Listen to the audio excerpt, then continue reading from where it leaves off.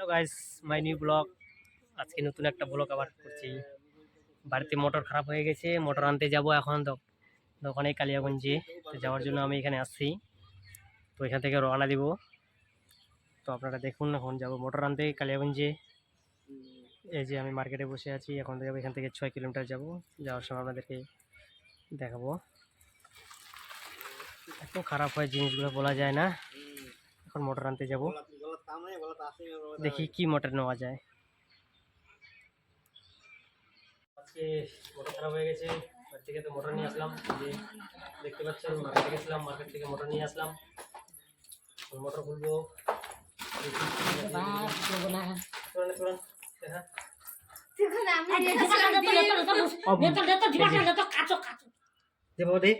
এই যে আমার ছেলে আবার ডিম নিয়ে আসলো।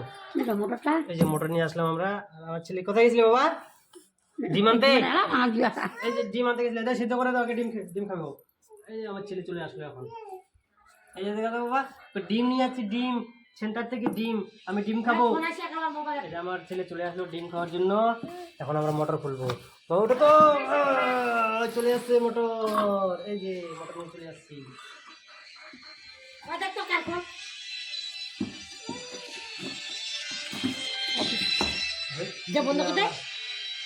এটা কই? এটা আবার সিস্টেমগুলো আলাদা। বন্ধ করে দেবে তারপর জিনিস নাই এটাই। ডিমটা ভাঙবে কে?